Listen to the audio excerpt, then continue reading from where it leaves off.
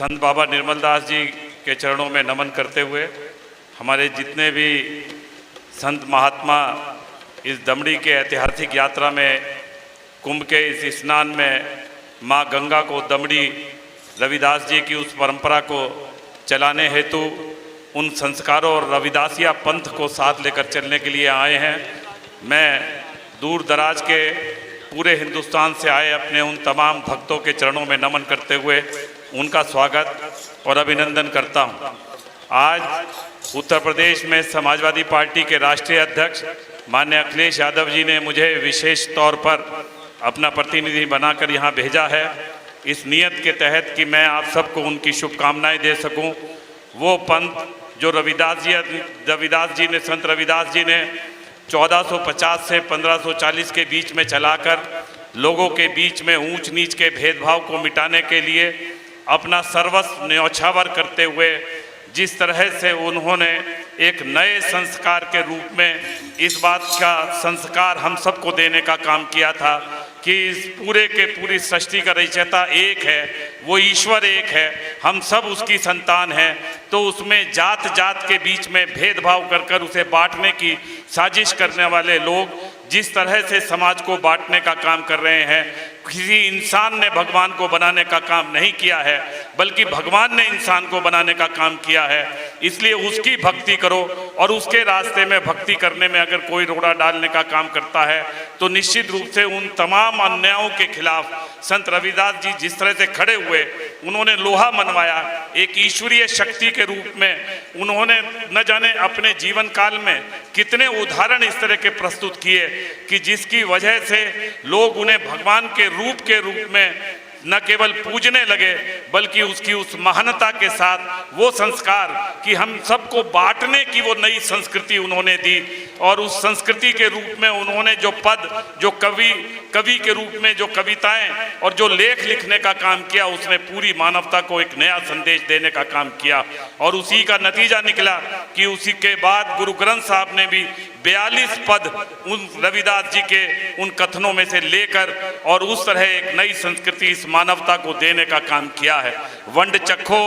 ते नाम जपो और कीरत करो। वंड चखो में जिस तरह से रविदास जी ने कहा, ऐसा चाहूं राज में मिले सभी को अन्न, छोटे बड़े सम रहें, रविदास रहे प्रसन्न। एक ऐसी संस्कृति की शुरुआत करने का काम 1500 सदी में जिस महान संत ने ऐसी इस धरती पर करने का काम किया हो, आज 2021 मुझे ये कहते हुए अफसोस है कि ग्लोबल हंगर इंडेक्स में आज हिंदुस्तान का नाम ऐसे उस महान संत के बाद भी 94 नंबर पर है। बाबा साहब भीमराव अंबेडकर ने उस ऊंच नीच के भेदभाव को खत्म करने के लिए 26 जनवरी 1950 को जो दस्तूर और संविधान हम सबको देने का काम किया, बराबरी के साथ सबको हक देने की कोशिश करने का काम किया, शिक्षित बनो, संगठित हो, संघर्ष करो के नारे के साथ वो तहजीब हमें देने की कोशिश करने का काम किया। रविदास जी ने हमेशा अपने पूरे जीवन में उस संघर्ष के रास्ते से उन मान्यताओं को तोड़ने की कोशिश करने का काम किया जिसमें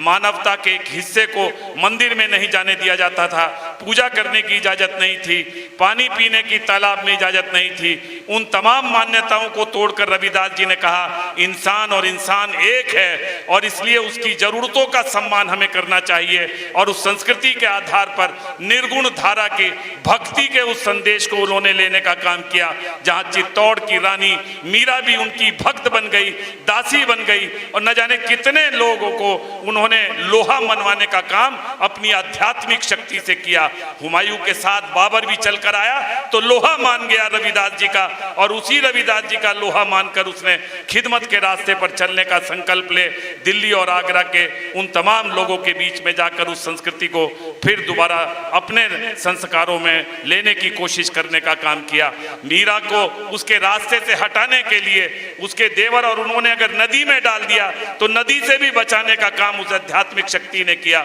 भूखे शेर के सामने पड़े ऐसे कैसे उस ब्राह्मण को भी बचाने की अपनी आध्यात्मिक शक्ति से न जाने कितने कुष्ठ रोग से पीड़ित लोगों को उन्होंने चंगा करने की काम किया। ऐसी उस ईश्वरीय शक्ति के साथ एक इंसान के रूप में जन्म लेने वाला वो संत रविदास, जिसने इंसान को एक बेहतर इंसान बनाने का रास्ता दिखाने की कोशिश करने का काम किया है। निर्गुण धारा के उस रूप में आज के परिवेश में भी रविदासिया पंथ की उतनी ही सार्थकता और मान्यता है जो उस समय थी। आज भी जो हमारे समाज में उस तरह के जो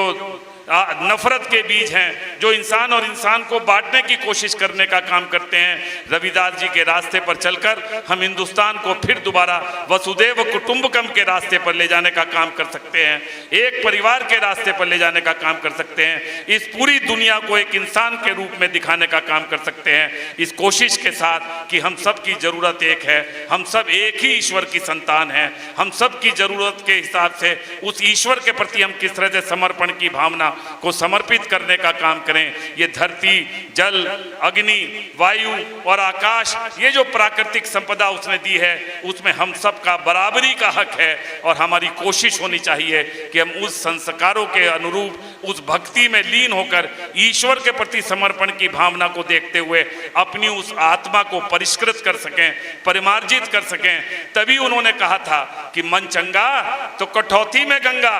गंगा को एक दमड़ी दी एक ब्राह्मण को इस नियत के साथ कि माँ गंगा को ये दमड़ी दे देना। माँ गंगा ने रविदास जी के द्वारा दी गई उस दमड़ी को न केवल एक्सेप्ट किया बल्कि बाहर निकलकर 2 कंगन भी रविदास जी के लिए देने का काम किया। अगर नीयत साफ है, अगर आत्मा पवित्र है, अगर मन साफ है, तो निश्चित रूप से हम इस शरीर के लिए नहीं बल्कि मन चंगा तो कठौती में भी गंगा, इस नियत के साथ अपने ईश्वर को याद करते हुए अपने जीवन को सार्थक कर सकते हैं और उसी के साथ पूरी मानवता को एक नया संदेश देने का काम कर सकते हैं। मैं रविदासिया पंथ के अपने उन तमाम महान संतों को, तमाम महान गुरुओं के चरणों में नमन करता हूं कि आपने उन संस्कारों को आज़ादी के बाद भी आज तक उस पंथ के साथ लोगों को जोड़ने की कोशिश के साथ इस आंदोलन को हम और ज़्यादा बेहतर और मजबूत किस तरह से कर सकें, सबको समता के अधिकार किस तरह से दिलाने का काम कर सकें। हम आपके इस आंदोलन में आपके साथ हैं और इस नियत के तहत कि इंसान एक है, उसे जाति के आधार पर बांट कर नहीं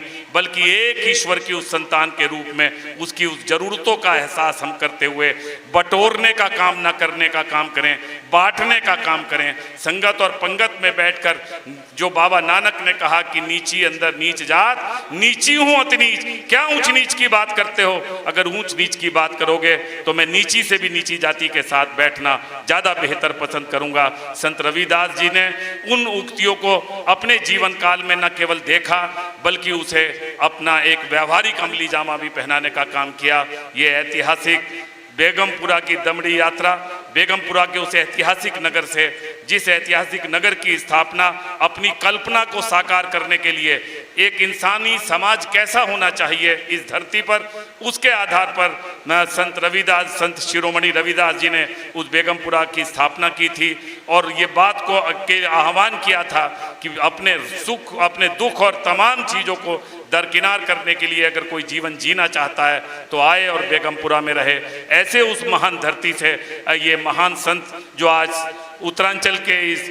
हरिद्वार की महाकुंभ के इस मौके पर इस धरती पर आए हैं, दमड़ी के उस संदेश को लेकर मैं अपनी ओर से, समाजवादी पार्टी की ओर से उनके चरणों में शत शत नमन करता हूं और ईश्वर से ये कामना करता हूं कि ये भावना इंसानों के बीच में और ज़्यादा बलवती हो। हम एक दूसरे से दूर करने की होने की बजाय मोहब्बत के साथ उस अपने इष्ट देव को याद करते हुए संत रविदास जी के बताए हुए रास्ते का चलने का संकल्प ले सकें। इस उम्मीद के साथ एक बार पुनः संत शिरोमणि यहाँ मौजूद बाबा निर्मल दास जी के चरणों में मैं शत शत नमन करता हूँ।